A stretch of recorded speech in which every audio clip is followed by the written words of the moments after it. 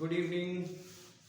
ये जो प्रॉब्लम है, इस प्रॉब्लम को आज हम लोग डिस्कस करेंगे। ये जेई मेंस 2019 में पूछा हुआ क्वेश्चन है और ये क्लास 11th का टॉपिक स्ट्रेट लाइंस और उसी से ये रिलेटेड है। सर्कल्स भी है इसमें, बट सर्कल नहीं, मेनली ये स्ट्रेट लाइन का ही प्रॉब्लम है। जैसे इसमें बोला है, सबसे पहले कोऑर्डिनेट ज्योमेट्री में कोई भी प्रॉब्लम यदि रहता है तो उसको हम लोग सबसे पहले कोशिश ये करते हैं कि उसका एक रफ स्केच हम लोग बना लें और उस स्केच के द्वारा हम लोग उसमें क्या क्या निकालना है वो पता चल जाएगा, है ना। और उसके बाद फिर हम उस प्रॉब्लम को बनाते हैं। तो सबसे पहले इसमें बोला rectangle is inscribed in a circle. एक सर्कल में एक रेक्टेंगल इंस्क्राइब्ड है, ठीक है। और rectangle is inscribed in a circle with a diameter line along the line. ये लाइन दिया हुआ है और ये जो लाइन है इसमें डायमीटर लाई करता है। उसके बाद बोला है if the two adjacent vertices, ये यहाँ पर एक जो वर्ड यूज किया गया है एडजेसेंट वर्टिसेस, इसी में कभी कभी ऐसा बोलता है कि ऑपोजिट वर्टिसेस, दोनों में डिफरेंसेस है। यदि हम लोग एडजेसेंट बोलते हैं तो जैसे ए और बी होगा, है ना। और यदि ऑपोजिट बोलेगा तो ए बी सी है ना, तो ए सी मतलब जस्ट इसका ऑपोजिट होगा। तो कभी कभी प्रॉब्लम इस टाइप का भी रहता है कि यहाँ एडजेसेंट वर्ड यूज नहीं किया गया, ऑपोजिट यूज किया गया है। तो बस यही दो वर्ड इसमें यूज किया जाता है। और ऑफ द रेक्टेंगल, ये दो वर्टिसेस दिया हुआ है। Then area of the rectangle is, area of the rectangle क्या होगा वो हम लोगों को निकालना है। तो पहले हम लोग कोशिश करेंगे कि इसका फिगर किस तरह से बनाया जाए। तो जैसे एक सर्कल हम लोग बना लेते हैं, है ना। और इस सर्कल के अंदर में एक रेक्टेंगल है, इस सर्कल के अंदर में ये रेक्टेंगल हो गया, ओके। अब यहां पर हम लोग क्या देख रहे हैं कि दो एडजेसेंट वर्टिसेस दिया हुआ है, जैसे ये ए है, ये बी है, ये सी है और ये डी है। एडजेसेंट वर्टिसेस हम लोग कोई भी ले सकते हैं, ये दोनों ले सकते हैं, ये दोनों ले सकते हैं, ये दोनों ले सकते हैं, ये दोनों ले सकते हैं, है ना।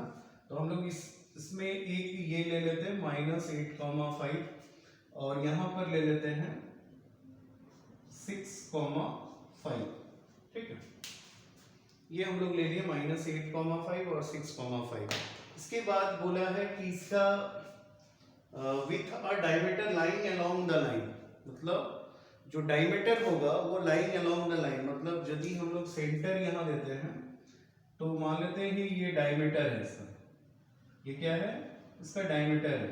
और इसका इक्वेशन दिया हुआ है, इक्वेशन है 3y = x + 7, ओके। तो यदि हम लोग ये जो रेक्टेंगल है, इस रेक्टेंगल में यदि ये -8,5 है और यहाँ पर 6,5 है, तो हम लोग ये दोनों कोऑर्डिनेट किस तरह से लेंगे, D और C, है ना। तो यदि, क्योंकि ये तो परपेंडिकुलर ही है ना इस पे, तो ये जो पॉइंट है, इस पॉइंट को हम लोग ले सकते हैं -8, β, है ना, क्योंकि y कोऑर्डिनेट इसका चेंज रहेगा।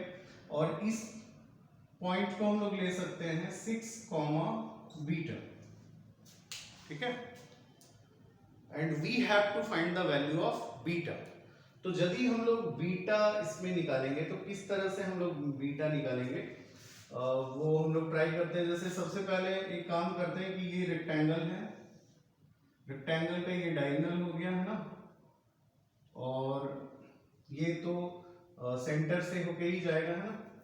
अब मान लेते हैं ये दोनों का, जैसे AC है तो AC का जो मिड पॉइंट है वो ये हो जाएगा, AC का मिड पॉइंट। तो यहां पर हम लोग लिखेंगे कि O is the mid point of AC। O जो है वो AC का मिड पॉइंट है। तो हम लोग O का कोऑर्डिनेट निकाल सकते हैं, कैसे निकालेंगे, तो मिड पॉइंट -8 + 6/2, 5 + β/2, ओके। तो ये जो पॉइंट आएगा वो कितना आ जाएगा, -8 + 6/2, तो ये हो जाएगा -2/2, तो -1, 5 + β/2, अब हम लोग क्या देख रहे हैं कि इसमें एक चीज बोला है कि जो डायमीटर है उसका इक्वेशन दिया हुआ है, तो डायमीटर जो है उस पे तो सेंटर लाई करेगा, है ना।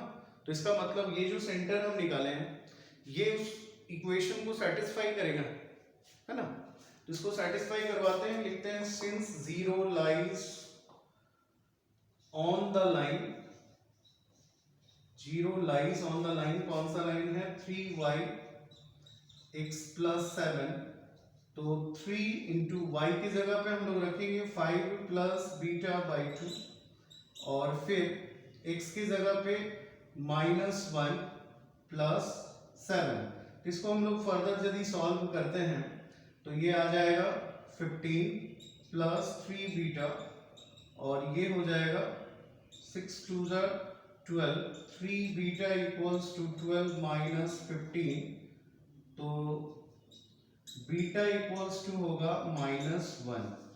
बीटा का वैल्यू कितना आ गया -1, है ना। तो बीटा -1 आया and we have to find then the area of the rectangle, मतलब ये जो रेक्टेंगल है इसका एरिया हमको चाहिए। तो एरिया ऑफ रेक्टेंगल के लिए हमको लेंथ और ब्रेथ दोनों चाहिए।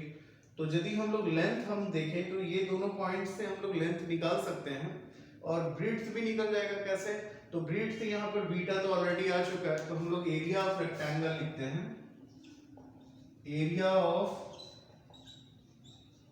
रेक्टेंगल इक्वल्स टू, यहाँ पर देख रहे हो वाई कोऑर्डिनेट जो है वो सेम है, तो हम लोग डायरेक्ट यहाँ लिख सकते हैं कि मॉडुलस ऑफ -8 -6 और इनटू, यदि इसको करेंगे तो 6 खत्म, तो बीटा हो जाएगा -1 फिर -5, तो -8 -6 कितना हो गया 14, और ये हो गया 6, है ना। तो 14 छक कितना होता है 84, 84, है ना। तो इसका आंसर कितना होगा, ये आंसर बी हो जाएगा। ठीक है, तो इस तरह का स्ट्रेट लाइंस का हम लोग प्रॉब्लम्स को इसी तरह से अप्रोच करते हैं। ओके।